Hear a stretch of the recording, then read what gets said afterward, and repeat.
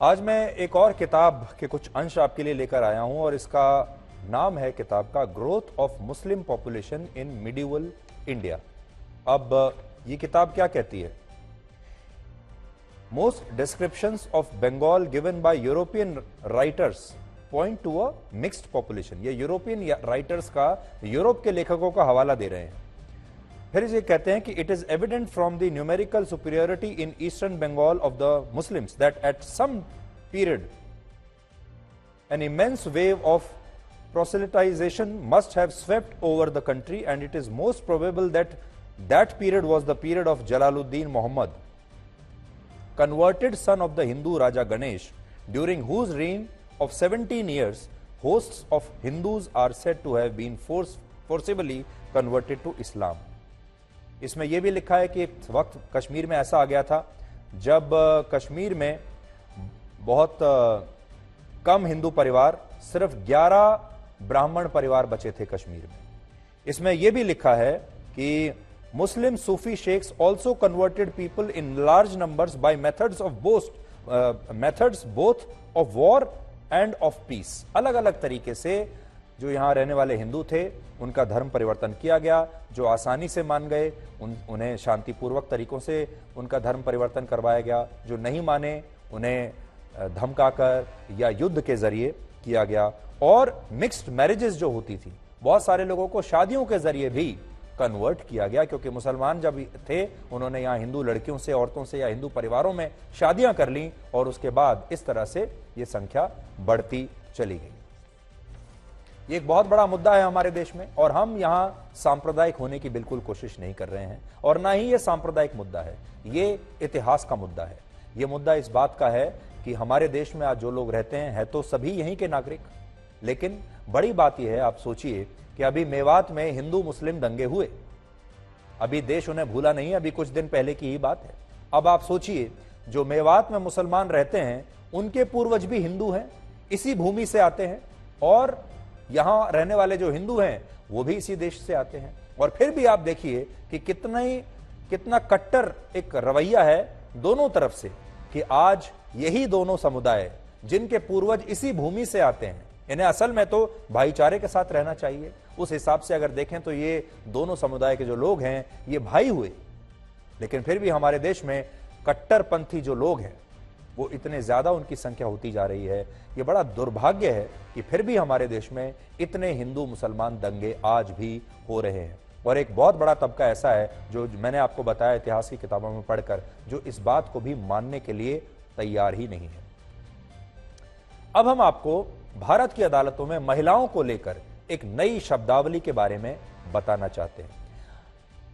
वैसे तो हमें आजाद हुए 76 वर्ष हो चुके हैं, लेकिन आज भी हमारे देश में अक्सर महिलाओं की गरिमा को ठेस पहुंचाने वाली भाषा और विचारों का प्रयोग होता ही रहता है, और यह भाषा कई बार अदालतों की कार्यवाही में भी उपयोग होती है। आगे बढ़ने से पहले आपसे एक बहुत सिंपल सा सवाल पूछता हूं, खुद सोचिए। जब आप एक पुरुष को किसी भी दफ्तर में या किसी सड़क पर या कहीं किसी दुकान पर खड़े होकर सिगरेट फूंकते हुए, सिगरेट पीते हुए, धूम्रपान करते हुए देखते हैं, तो क्या आपको कुछ अजीब लगता है?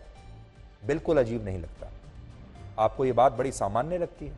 लेकिन अगर आप किसी महिला को एक पान की दुकान के सामने खड़े होकर सिगरेट पीते हुए देखें तो आपको यह बात बहुत अजीब लगेगी, और आप उस महिला के चरित्र के बारे में जरूर कुछ टिप्पणी करेंगे, या फिर उस महिला के चरित्र को सिर्फ इस बात से जज करेंगे क्योंकि वो धूम्रपान कर रही है, इसका मतलब वो शायद ठीक नहीं है।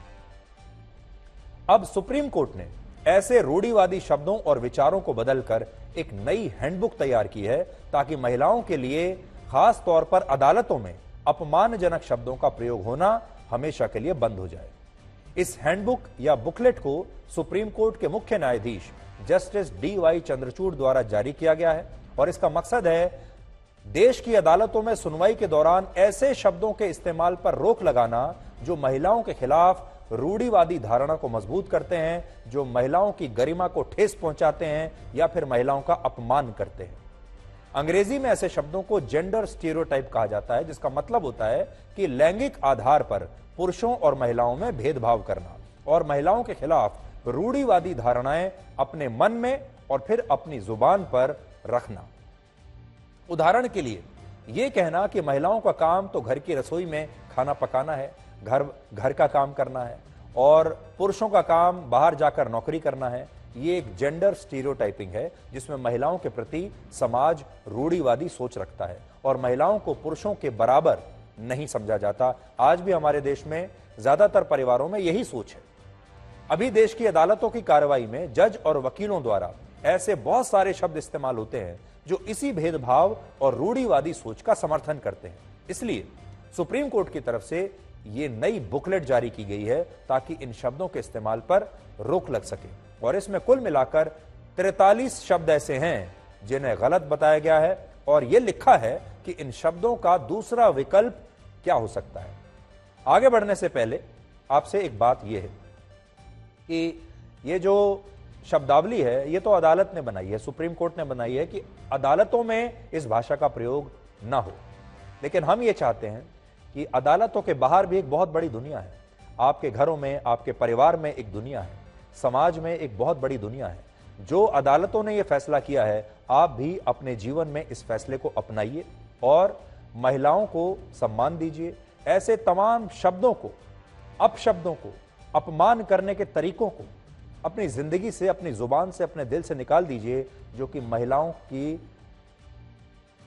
छवि को ठेस पहुंचाती हैं और महिलाओं का अपमान करती हैं। जैसे अदालतों में सुनवाई के दौरान अभी अच्छी पत्नी, बुरी पत्नी, आज्ञाकारी पत्नी और पतिव्रता पत्नी जैसे शब्द अक्सर इस्तेमाल होते हैं जब इस तरह के मामले आते हैं, लेकिन अब इन शब्दों पर रोक लगा दी गई है और इन सारे शब्दों की जगह अब सिर्फ एक शब्द का इस्तेमाल होगा और वो शब्द है पत्नी, यानी वाइफ। नहीं तो पहले जब भी कोई विवाद होता था पति पत्नी के बीच में तो वकील और जज इस तरह की शब्दों का प्रयोग करते थे, dutiful wife, faithful wife, good wife, obedient wife या हाउस वाइफ। इसी तरह अब जज और वकीलों को किसी मामले की सुनवाई करने में या फैसला सुनाने में हाउस वाइफ शब्द की जगह होम मेकर शब्द का इस्तेमाल करना होगा। तो ये जो हाउस वाइफ शब्द है अब ये बदल गया है, इसे होम मेकर कहा जाएगा। आप भी ये बदलाव अपने जीवन में ला सकते हैं। इसके अलावा अदालतों में अब महिलाओं को Indian woman, western woman, career woman, fallen woman और चेस्ट वुमन या वर्जिन वुमन कहकर संबोधित नहीं किया जाएगा, बल्कि महिला को अब सिर्फ अदालतों में एक ही शब्द कहकर पुकारा जाएगा, वो है सिर्फ और सिर्फ महिला। वो एक महिला है, चाहे वो वेस्टर्न हो, फॉलन, ये जो फॉलन वुमन होता है, करियर वुमन होता है, ये सारे शब्द अब हमेशा के लिए समाप्त हो जाएंगे। आपने अक्सर देखा होगा कि एक शब्द का बड़ा इस्तेमाल होता है महिलाओं के लिए कि इसका अफेयर चल रहा है, फलानी अमुक महिला का अफेयर चल रहा है। इस अफेयर शब्द को भी इस हैंडबुक में गलत माना गया है और जजों और वकीलों से कहा गया है कि वो इस अफेयर शब्द की जगह ये कहें कि महिला का शादी से बाहर रिश्ता है। एक और शब्द है बास्टर्ड, इसे गाली माना जाता है, अपमानजनक शब्द है, यानी नाजायज, इसका मतलब होता है नाजायज। इस शब्द के इस्तेमाल पर भी रोक लगा दी गई है और इसकी जगह अब यह कहना होगा कि यह एक ऐसा बच्चा है जिसके माता पिता ने विवाह नहीं किया है। इसी तरह ईव टीजिंग यानी छेड़छाड़ के लिए स्ट्रीट सेक्सुअल हैरेसमेंट शब्द का इस्तेमाल होगा और फोर्सिबल रेप को सिर्फ रेप कहा जाएगा और मैरिजेबल एज की जगह जज और वकीलों को यह कहना होगा कि उक्त महिला जिसकी कानून के हिसाब से शादी योग्य उम्र हो गई है, यह कहा जाएगा। इसके अलावा इसी सूची में और भी शब्द हैं जिन्हें अदालत की कार्रवाई में इस्तेमाल नहीं करने के लिए कहा गया है, ताकि अदालतों को महिलाओं के लिए रूढ़िवादी शब्दों से बचाकर वहां भाषा में एक समानता लाई जा सके जो महिला और पुरुषों के लिए बराबर हो। इस बुकलेट में कुछ वाक्यांश ऐसे भी हैं जिनके जरिए यह बताया गया है कि महिलाओं के प्रति रूढ़िवादी होने का मतलब क्या है, तो उसे भी समझिए। जैसे फिलहाल अदालत में अगर यह कहा जाता है कि महिलाएं पुरुषों से शारीरिक रूप से कमजोर होती हैं, तो यह वाक्य महिलाओं और पुरुषों में भेदभाव करता है, क्योंकि वास्तविकता यह है कि पुरुष और महिलाएं शारीरिक रूप से अलग अलग हैं, उनकी संरचनाएं अलग हैं और सभी महिलाएं शारीरिक रूप से पुरुषों से कमजोर नहीं होती। इसी तरह एक और वाक्य यह है कि हर महिला को बच्चे चाहिए, लेकिन इस हैंडबुक में लिखा है कि इस वाक्य की जगह यह कहना चाहिए कि सभी महिलाओं को बच्चे नहीं चाहिए होते, और पेरेंट बनने का फैसला हर व्यक्ति का अपना खुद का निजी फैसला होता है। एक और बात इसमें लिखी है कि महिलाओं का आकलन उनकी ड्रेस की लंबाई से नहीं किया जा सकता, और यह सोचना गलत है कि अगर कोई महिला पारंपरिक कपड़े नहीं पहनती तो वो किसी पुरुष से कोई रिश्ता बनाना चाहती है या फिर उसका चरित्र ठीक नहीं है। हमेशा याद रखें, बहाने बनाने वाले के पास काम नहीं होता और काम करने वाले के पास बहाना नहीं होता। नमस्कार।